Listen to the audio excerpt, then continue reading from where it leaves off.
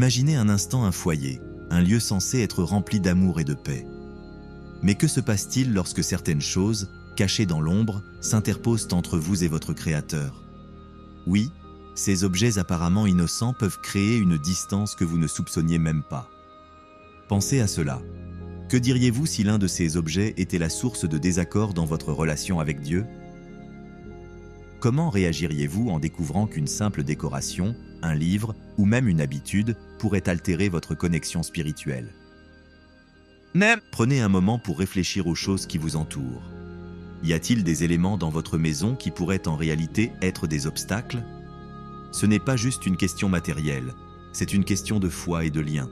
Parfois, il suffit d'un regard neuf pour réaliser que ce qui semble familier peut en fait être nuisible. Alors, que faire?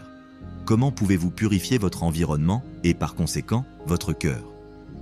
En réévaluant ce qui vous entoure, vous pourriez faire un pas crucial vers un renouveau spirituel. Restez avec nous, car les réponses pourraient transformer votre vie de manière inattendue. Objets de culte et superstition. Dans notre quête spirituelle, il est important de prêter attention aux objets qui nous entourent. Ces éléments matériels peuvent parfois porter des significations et des croyances qui vont à l'encontre de notre foi chrétienne. Par exemple, certains talismans ou amulettes, bien que souvent considérés comme inoffensifs, peuvent en réalité encourager une dépendance à des forces qui ne sont pas d'origine divine. En identifiant ces objets, nous faisons un pas vers une purification de notre environnement spirituel. La première étape consiste à faire un inventaire de notre maison. Il est essentiel de se poser la question: quels objets ont une valeur spirituelle pour moi? Parfois, nous avons des souvenirs qui, bien qu'ils nous soient chers, sont associés à des croyances qui détournent notre attention de Dieu. En prenant le temps de réfléchir à la provenance de ces objets, nous pouvons décider de les conserver ou de les éliminer. Une fois que nous avons identifié ces objets, il est crucial de prendre des mesures concrètes. Cela peut inclure le fait de s'en débarrasser complètement ou de les ranger dans un endroit où ils ne nous influencent pas. En agissant ainsi, nous faisons de la place pour des éléments qui renforcent notre foi, comme des versets bibliques ou des symboles chrétiens qui nous rappellent notre engagement envers Dieu. Il est également important de discuter de ces choix avec notre entourage. En partageant nos réflexions sur la nécessité de se libérer des superstitions, nous pouvons encourager d'autres à faire de même. La foi est un chemin que nous empruntons ensemble, et il est bénéfique de se soutenir mutuellement dans cette démarche. Avant de commencer avec le contenu d'aujourd'hui, j'aimerais vous demander un petit service. Si vous appréciez nos vidéos et souhaitez continuer à voir plus de contenu passionnant, nous vous invitons à liker cette vidéo et à vous abonner à notre chaîne. C'est le meilleur moyen de nous soutenir et de rester informés de toutes les nouvelles histoires et vidéos que nous partageons. N'oubliez pas d'activer la cloche de notification pour ne manquer aucune vidéo. Merci de faire partie de notre communauté et maintenant, profitez de la vidéo. Enfin, il est essentiel de prier pour la sagesse et la clarté d'esprit dans cette démarche. En demandant à Dieu de nous guider, nous nous ouvrons à une transformation spirituelle profonde qui va au-delà des simples objets matériels. Cette purification de notre environnement peut nous aider à nous rapprocher de notre foi et à renforcer notre dévotion. Musique et divertissement inappropriés. La musique et le divertissement jouent un rôle prépondérant dans nos vies. Ils peuvent nous apporter joie et réconfort, mais ils peuvent également influencer notre état d'esprit et nos valeurs. Il est donc crucial de porter une attention particulière aux paroles et aux messages véhiculés par les chansons, films et émissions que nous consommons. Des paroles qui glorifient la violence, la débauche ou le mépris sont souvent en désaccord avec les enseignements chrétiens. Pour évaluer notre consommation de musique, il peut être utile de créer une liste de nos artistes et morceaux préférés. En les écoutant attentivement, nous pouvons nous interroger: ces messages sont-ils en accord avec mes valeurs chrétiennes? Une fois que nous avons pris conscience des contenus inappropriés, il devient plus facile de faire des choix éclairés sur ceux que nous choisissons d'écouter ou de regarder. Il est également important de se rappeler que notre temps est précieux. En consacrant notre temps libre à des œuvres qui nourrissent notre esprit et notre âme, nous pouvons renforcer notre connexion avec Dieu. Cela peut inclure l'écoute de musique chrétienne, la lecture de livres inspirants ou le visionnage de films qui véhiculent des valeurs positives. En outre, nous pouvons également encourager nos amis et notre famille à faire de même. Discuter des médias que nous consommons et partager nos découvertes peut créer un environnement où chacun se sent poussé à faire des choix plus éclairés et bénéfiques pour sa vie spirituelle. Enfin, En priant pour discernement, nous pouvons mieux naviguer dans le monde du divertissement. Dieu peut nous donner la clarté nécessaire pour faire des choix qui honorent notre foi et nous rapprochent davantage de lui. Livres et littérature. Les livres et la littérature nous influencent de manière significative, façonnant nos pensées et nos croyances. Dans cette optique, il est crucial de porter attention aux œuvres que nous choisissons de lire. Certaines publications peuvent promouvoir des idéologies contraires aux principes chrétiens, ce qui peut nuire à notre croissance spirituelle.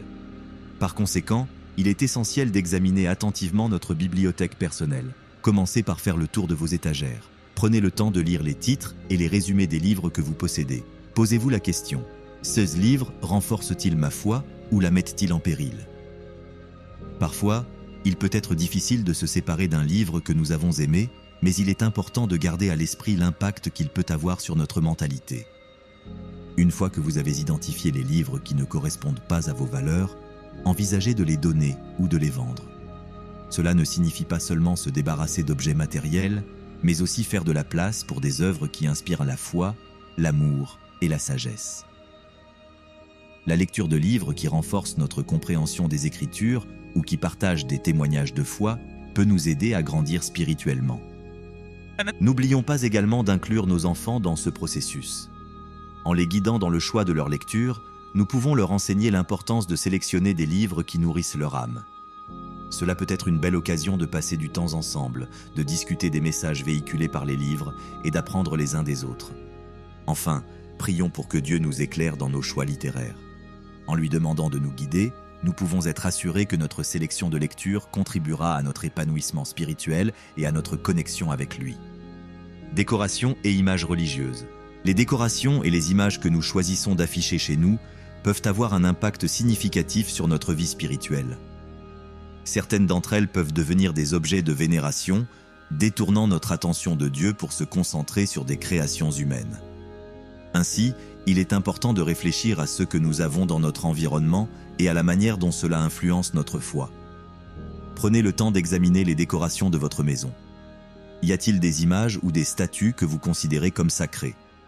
Posez-vous la question: ces objets me rapprochent-ils de Dieu ou me distraient-ils de lui? Si vous constatez que certains éléments prennent trop d'importance dans votre vie spirituelle, il peut être judicieux de les retirer. Il est également essentiel de remplacer ces objets par des symboles qui honorent notre foi. Par exemple, des versets bibliques encadrés, des croix ou des représentations d'événements bibliques peuvent servir de rappel visuel de notre engagement envers Dieu. En créant un espace qui reflète nos croyances, nous favorisons une atmosphère de dévotion et de respect. N'oubliez pas que votre maison doit être un lieu de paix et de sérénité. En éliminant les décorations qui pourraient encourager l'idolâtrie, vous créez un espace où vous pouvez vous concentrer sur votre relation avec Dieu.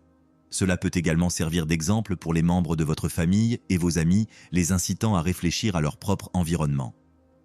Enfin, priez pour avoir la sagesse nécessaire dans le choix de vos décorations. Que chaque élément présent dans votre maison soit un reflet de votre foi et de votre dévotion, vous aidant à vous rapprocher de Dieu plutôt qu'à vous en éloigner. Vêtements et accessoires. Les vêtements que nous choisissons de porter en disent long sur nous. Ils ne sont pas seulement une question de style, mais également une expression de nos valeurs et de nos croyances. Dans le cadre de notre engagement chrétien, il est essentiel d'examiner si nos choix vestimentaires sont en accord avec les principes de modestie et de respect. Commencez par faire une évaluation de votre garde-robe. Examinez chaque pièce et posez-vous la question: ce vêtement honore-t-il Dieu? Parfois, nous pouvons être tentés de porter des vêtements qui attirent l'attention ou qui ne reflètent pas notre foi. En prenant le temps d'évaluer notre style, nous pouvons faire des choix plus éclairés. Il est également important de considérer l'impact de nos vêtements sur les autres. En portant des vêtements qui reflètent les valeurs chrétiennes, nous pouvons devenir des exemples positifs pour notre entourage. Cela peut inspirer d'autres à reconsidérer leurs propres choix vestimentaires et à adopter une approche plus respectueuse et modeste. N'hésitez pas à renouveler votre garde-robe en privilégiant des vêtements qui incarnent votre foi. Cela peut inclure des vêtements avec des messages inspirants ou des symboles chrétiens, mais aussi des pièces qui sont simplement élégantes et modestes. L'important est de se sentir à l'aise et de représenter notre foi avec fierté. Enfin, Priez pour la direction dans vos choix vestimentaires. Que chaque tenue que vous portez soit une réflexion de votre amour pour Dieu et de votre engagement envers les préceptes chrétiens. En agissant ainsi, vous créerez un impact positif sur votre vie et celle des autres qui vous entourent. Ambiance de discorde. Créer un environnement de paix et d'harmonie dans nos vies est essentiel pour notre bien-être spirituel et émotionnel. Souvent, nous ne réalisons pas à quel point certains objets, souvenirs ou même certaines décorations peuvent perturber notre sérénité quotidienne. Il est donc important de prendre du recul et d'évaluer ceux qui nous entourent. Les objets qui génèrent des conflits ou des tensions dans notre foyer peuvent être des déclencheurs de disputes, même s'ils semblent anodins à première vue. Qu'il s'agisse d'une photo d'un ancien partenaire, d'un souvenir lié à un moment difficile ou d'objets associés à des rancunes, il est crucial de faire le tri. La première étape consiste à identifier ces éléments perturbateurs. Parfois, il suffit d'un simple objet pour raviver de vieilles émotions négatives. Ces objets peuvent être des cadeaux, des souvenirs de voyage ou même des souvenirs de personnes qui ne sont plus dans notre vie. Une fois que ces objets sont identifiés, il est important de réfléchir à l'impact qu'ils ont sur notre humeur et nos relations. Un environnement encombré d'objets qui rappellent des conflits peut nuire à notre paix intérieure et à notre capacité à nous concentrer sur des pensées positives. Ensuite, il est nécessaire de prendre des décisions. Garder ces objets par sentiment ou par habitude peut sembler réconfortant, mais cela peut également maintenir un lien avec des émotions négatives. En les éliminant, nous faisons un pas vers la libération émotionnelle. Cela ne signifie pas que nous oublions notre passé, mais plutôt que nous choisissons de ne pas laisser ces souvenirs influencer notre présent. Créer un espace de paix implique de faire le choix conscient de se libérer de ce qui pèse sur notre esprit. Un autre aspect à considérer est l'impact de notre environnement sur les autres. Si nous vivons avec des amis ou des membres de la famille, leur confort et leur bien-être doivent également être pris en compte. Un environnement harmonieux favorise des relations saines et cela commence par la création d'un espace où chacun se sent en sécurité et respecté. En discutant ouvertement des objets qui pourraient être problématiques, nous pouvons encourager un dialogue constructif et renforcer les liens qui nous unissent. Enfin, il est bon de se rappeler que l'harmonie ne se limite pas à la simple absence de conflit. C'est aussi un état d'esprit que nous cultivons. En éliminant les objets de discorde, nous faisons de la place pour des éléments qui inspirent la paix et la joie. Cela peut inclure des photos de moments heureux, des œuvres d'art inspirantes ou même des objets qui rappellent nos bénédictions. En créant un espace qui reflète nos valeurs et nos aspirations, nous favorisons un environnement propice à la croissance spirituelle et émotionnelle. Technologie et réseaux sociaux. À l'ère numérique, la technologie et les réseaux sociaux ont pris une place prépondérante dans nos vies. Bien qu'ils puissent être de puissants outils de communication et d'apprentissage, ils présentent également des défis significatifs. Il est essentiel de revoir notre utilisation de ces plateformes et de nos appareils afin de déterminer s'ils favorisent des comportements positifs ou, au contraire, des habitudes nuisibles. Parfois, nous pouvons nous retrouver piégés dans un cycle d'addiction aux écrans qui peut nuire à notre santé mentale et spirituelle. Pour commencer, il peut être utile de faire un audit de notre temps d'écran. Combien d'heures passons-nous chaque jour sur les réseaux sociaux? Quelles émotions ressentons-nous après avoir consulté notre fil d'actualité? Prendre le temps de réfléchir à ces questions peut nous aider à identifier les moments où la technologie devient une source de stress ou de distraction. Déterminer les plateformes qui nous apportent de la joie et celles qui nous font nous sentir malheureux est une première étape importante. Ensuite, il est crucial de définir des limites. Cela peut inclure des périodes sans écran ou des moments spécifiques de la journée où nous nous engageons à ne pas consulter nos téléphones. Par exemple, instaurer une règle de ne pas utiliser nos appareils pendant les repas ou avant de dormir peut améliorer notre concentration et notre qualité de vie. Cela nous permet également de nous reconnecter avec nous-mêmes et avec nos proches sans les distractions constantes des notifications. Un autre point à considérer est le contenu que nous consommons. Les réseaux sociaux regorgent d'informations, mais pas toutes sont bénéfiques. La désinformation, les discours de haine et les comparaisons sociales peuvent affecter notre perception de nous-mêmes et notre foi. En choisissant de suivre des comptes qui partagent des messages positifs et inspirants, nous pouvons transformer notre expérience en ligne. Cela contribue à nourrir notre esprit avec des pensées constructives et à renforcer notre foi. Enfin, il est important de se rappeler que notre valeur ne dépend pas de notre présence en ligne. Dans une culture qui valorise la popularité et les likes, il peut être facile de perdre de vue ce qui est vraiment important. En nous concentrant sur des relations authentiques et en cultivant notre spiritualité, nous pouvons créer une vie équilibrée qui ne se mesure pas en clics ou en partage. Se déconnecter de temps en temps peut nous aider à nous recentrer sur nos priorités et à renforcer notre lien avec Dieu et avec ceux qui nous entourent. Aliments et boissons. La manière dont nous nous alimentons a un impact direct sur notre corps et notre esprit, et il est essentiel de prendre conscience de ce que nous consommons. Les aliments et les boissons que nous choisissons peuvent soit nourrir notre corps de manière positive, soit le nuire. Une alimentation équilibrée et saine ne se limite pas à des choix nutritionnels, mais elle englobe également notre attitude envers la nourriture et notre rapport avec notre corps. Dans ce sens, il est judicieux de réfléchir à nos habitudes alimentaires et d'évaluer si elles sont en accord avec nos valeurs spirituelles. Tout d'abord, il est important de comprendre que notre corps est un temple. Cette idée, souvent mentionnée dans les Écritures, nous rappelle que nous avons la responsabilité de prendre soin de nous-mêmes. Cela signifie que choisir des aliments nutritifs et éviter les substances nocives devrait être une priorité.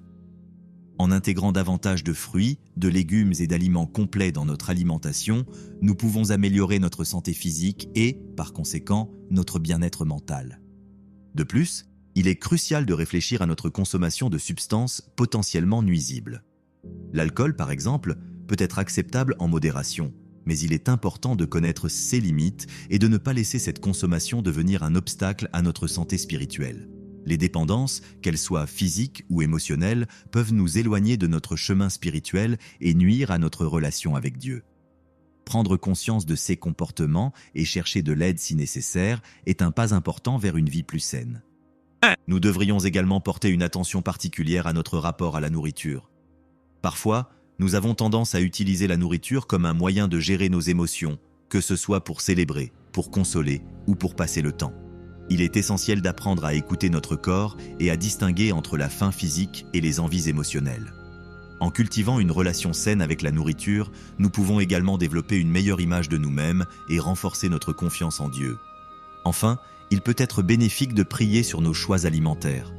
Demander à Dieu de nous guider dans nos décisions peut nous aider à faire des choix plus éclairés. En faisant de la nourriture un sujet de réflexion spirituelle, nous pouvons apprendre à apprécier chaque repas comme un don et à être reconnaissants pour les ressources dont nous disposons. Cela nous aide à développer une attitude de gratitude et à renforcer notre connexion avec notre foi. Relations toxiques. Les relations que nous entretenons dans notre vie ont un impact profond sur notre bien-être spirituel et émotionnel. Certaines personnes peuvent, sans s'en rendre compte, nous entraîner dans des comportements ou des pensées qui nous éloignent de notre foi. Il est donc essentiel d'évaluer nos relations et de nous distancer de celles qui sont toxiques. Cela peut sembler difficile, mais prendre soin de notre santé émotionnelle et spirituelle doit être une priorité. Premièrement, il est important d'identifier les relations qui nous nuisent. Cela peut inclure des amis, des collègues ou même des membres de la famille qui nous poussent à agir de manière contraire à nos valeurs. Poser des limites saines est crucial pour protéger notre espace personnel et spirituel. Cela peut signifier limiter le temps passé avec ces personnes ou, dans certains cas, mettre fin à ces relations. Il est essentiel de se rappeler que s'éloigner de ceux qui nous tirent vers le bas ne signifie pas que nous ne les aimons pas, mais que nous choisissons de prendre soin de nous-mêmes. Ensuite, il est essentiel de s'entourer de personnes qui soutiennent notre croissance spirituelle. Chercher des amis et des mentors qui partagent nos valeurs peut nous aider à renforcer notre foi et à nous encourager dans notre cheminement. Ces relations positives peuvent servir de source d'inspiration et de motivation, nous rappelant constamment l'importance de notre relation avec Dieu. En cultivant des amitiés saines, nous créons un environnement propice à l'épanouissement spirituel. De plus, il est important de pratiquer la communication ouverte dans nos relations. Parfois, les conflits peuvent naître de malentendus ou de différences d'opinion. En abordant ces sujets de manière respectueuse et honnête, nous pouvons renforcer nos liens et éviter que des tensions naissent. 11. Manque de prière et de méditation. Dans notre vie quotidienne chargée, il est facile de négliger la prière et la méditation. Pourtant, établir un espace et un temps dédié à la communion avec Dieu est essentiel pour nourrir notre âme. La prière n'est pas seulement un acte de demande, mais aussi un moment de gratitude et de connexion. En prenant le temps de prier, on se rappelle que nous ne sommes pas seuls dans nos luttes et nos joies. Cela nous permet également de nous recentrer sur ce qui est vraiment important dans notre vie. Créer un environnement propice à la prière peut faire toute la différence. Cela peut être un coin tranquille de la maison, un banc dans un parc, ou même un endroit spécial que vous avez réservé pour ce moment sacré. L'important est que cet espace soit dépouillé de distractions. Une petite bougie, une image inspirante ou même une Bible ouverte peuvent aider à instaurer une atmosphère de sérénité. Il est également utile de définir un horaire régulier, que ce soit le matin au réveil ou le soir avant de se coucher, pour intégrer cette pratique dans notre routine quotidienne. La méditation, quant à elle, peut renforcer cette connexion. Elle nous permet de prendre un moment pour réfléchir sur les paroles de Dieu, pour écouter notre cœur et pour nous ouvrir à l'inspiration divine. En méditant sur des versets bibliques, nous pouvons approfondir notre compréhension de la foi et renforcer notre relation avec Dieu. Prendre le temps de s'asseoir en silence, de respirer profondément et de se concentrer sur la présence divine peut transformer notre perspective sur la vie. Il est également bénéfique de tenir un journal de prière. Écrire nos pensées, nos prières et nos réflexions peut nous aider à voir comment Dieu agit dans notre vie. Cela nous permet de garder une trace des bénédictions, des réponses à nos prières et des leçons apprises. Ce processus d'écriture peut également servir de point de départ pour des prières futures en nous aidant à formuler nos pensées et nos demandes plus clairement. Enfin, ne sous-estimez pas le pouvoir de la communauté. Se joindre à d'autres pour prier et méditer peut renforcer notre engagement. Que ce soit au sein d'un groupe d'études bibliques ou lors d'un moment de prière en famille, la connexion avec les autres peut enrichir notre expérience spirituelle. Ensemble, nous pouvons encourager et soutenir les uns les autres dans notre cheminement de foi. 12. Désorganisation et désordre. La désorganisation et le désordre peuvent créer un environnement de stress et de confusion, rendant difficile la concentration sur les aspects spirituels de la vie. Prendre le temps de nettoyer et d'organiser notre maison n'est pas seulement une tâche matérielle, mais aussi une démarche spirituelle. En mettant de l'ordre dans notre espace de vie, nous pouvons aussi mettre de l'ordre dans notre esprit et notre cœur. Commencer par une pièce à la fois peut rendre la tâche moins accablante. En triant les objets, il est important de se demander ce qui est réellement nécessaire et ce qui ne l'est pas. Cela peut être un exercice révélateur, car nous réalisons souvent à quel point nous sommes attachés à des choses matérielles. Se débarrasser de ceux qui n'apportent pas de joie ou de fonctionnalité peut ouvrir la voie à une atmosphère plus paisible et accueillante. L'organisation ne se limite pas à la simple mise en ordre physique. C'est aussi l'occasion de réfléchir sur ce que chaque objet représente pour nous. Peut-être que certains objets évoquent des souvenirs douloureux ou des expériences négatives. En nous en séparant, nous faisons un pas vers la guérison et le lâcher-prise. Nous pouvons ainsi créer un environnement qui soutient notre croissance spirituelle plutôt qu'il ne la freine. De plus, un espace organisé peut faciliter la prière et la méditation. Si notre maison est en désordre, il peut être difficile de trouver un endroit tranquille pour se concentrer. En créant un environnement propre et ordonné, nous faisons place à la paix et à la clarté d'esprit. Cela nous permet de nous engager plus profondément dans nos pratiques spirituelles sans distraction. Enfin, l'organisation peut également s'étendre à notre emploi du temps. En planifiant des moments pour la prière, l'étude biblique et d'autres activités spirituelles, nous nous assurons que ces priorités ne sont pas noyées dans le tumulte de la vie quotidienne. Un esprit clair et un espace organisé favorisent une vie spirituelle plus riche et plus épanouie. 13. Manque de générosité. La générosité est un reflet précieux de l'amour chrétien, mais dans la vie moderne, il est facile de tomber dans l'égoïsme ou l'indifférence. Pratiquer la générosité ne se limite pas à donner de l'argent. Il s'agit aussi de partager notre temps, nos talents et notre attention. En faisant preuve de générosité, nous cultivons un cœur ouvert et un esprit altruiste, ce qui peut transformer non seulement notre vie, mais aussi celle des autres. Commencer par de petits gestes peut avoir un impact significatif, que ce soit en offrant un sourire à un inconnu, en aidant un voisin ou en écoutant un ami dans le besoin, chaque action compte. La générosité ne doit pas nécessairement être grandiose. Même les petites actions peuvent avoir un effet bouleversant sur la vie d'une personne. En prenant l'habitude d'agir avec générosité, nous renforçons notre connexion avec les autres et avec Dieu. Il est également important d'inclure la générosité dans notre budget. Planifier des dons réguliers à des œuvres caritatives ou à des causes qui nous tiennent à cœur peut nous aider à garder la générosité au premier plan de nos préoccupations. Cela nous rappelle que tout, ce que nous avons, est un don de Dieu et que nous avons la responsabilité d'utiliser ces ressources pour aider ceux qui en ont besoin. Au-delà des dons matériels, la générosité peut également se manifester par le partage de nos compétences et de nos talents.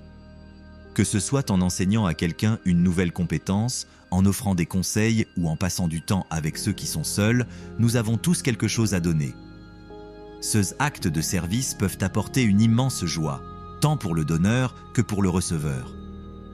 Enfin, pratiquer la générosité renforce notre foi.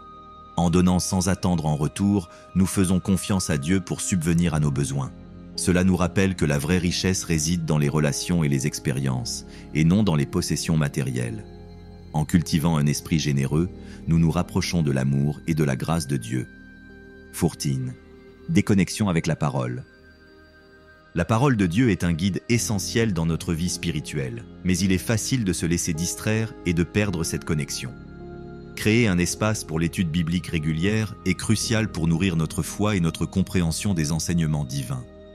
En consacrant du temps à la lecture et à la méditation sur la Bible, nous pouvons approfondir notre relation avec Dieu et mieux comprendre son plan pour nous. Il peut être utile de choisir un moment précis de la journée pour se plonger dans la parole. Que ce soit le matin pour commencer la journée avec sagesse ou le soir pour réfléchir sur les événements de la journée, établir une routine peut rendre cette pratique plus significative.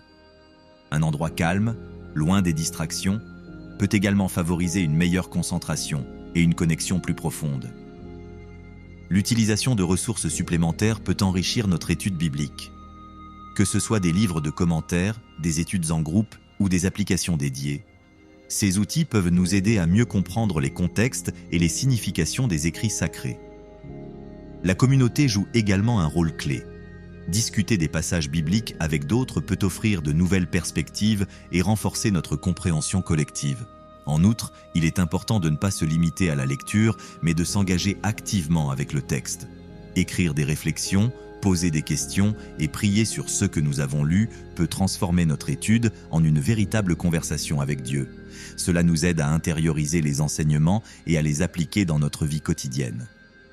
Enfin, la déconnexion avec la parole peut souvent être un signe que nous avons besoin de réévaluer nos priorités. En prenant le temps de redécouvrir la Bible, nous réaffirmons notre engagement envers notre foi. À mesure que nous nous rapprochons de la parole, nous découvrons une source inépuisable de sagesse, de réconfort et de direction pour notre vie. 15. Désintérêt pour les activités spirituelles. Il est courant de traverser des périodes de désintérêt pour les activités spirituelles, mais il est essentiel de s'engager activement pour nourrir notre foi. Participer à des groupes de soutien spirituel et à des cultes peut revigorer notre relation avec Dieu et nous rappeler l'importance de notre communauté de foi. La connexion avec d'autres croyants peut apporter une fraîcheur et un encouragement précieux dans notre parcours spirituel. Les groupes de soutien spirituel offrent souvent un espace sûr pour partager nos luttes et nos triomphes. En s'ouvrant aux autres, non seulement nous trouvons du réconfort, mais nous découvrons également que nous ne sommes pas seuls dans nos défis. Ces échanges peuvent renforcer notre foi et nous motiver à rester engagés. De plus, écouter les témoignages des autres peut nous inspirer à approfondir notre propre relation avec Dieu. Participer à. Alors, que pensez-vous de tout cela? Ces objets, ces habitudes, parfois même des pensées, peuvent vraiment nous éloigner de Dieu sans que nous ne nous en rendions compte. Mais la bonne nouvelle, c'est qu'il n'est jamais trop tard pour faire un changement positif. Quelles sont les petites choses que vous pourriez modifier dans votre quotidien? Peut-être commencer par désencombrer votre espace de vie? Pensez à donner ou jeter ce qui ne vous inspire pas, ce qui ne glorifie pas Dieu. Et imaginez comment cela pourrait transformer votre relation avec lui. Avez-vous déjà ressenti cette paix lorsque vous vous débarrassez de ceux qui pèsent sur votre cœur? C'est comme ouvrir une fenêtre après une longue journée pluvieuse, n'est-ce pas? Alors, êtes-vous prêt à faire ce pas vers un cœur plus pur et une spiritualité renouvelée? Rappelez-vous, chaque petit geste compte. Posez-vous la question, que puis-je changer dès aujourd'hui? Partagez vos réflexions dans les commentaires. Quels objets ou habitudes vous semblent les plus difficiles à abandonner? Ensemble, nous pouvons avancer sur ce chemin vers une vie qui reflète vraiment notre foi. Restons connectés et partageons nos histoires. À très bientôt pour notre prochaine aventure biblique.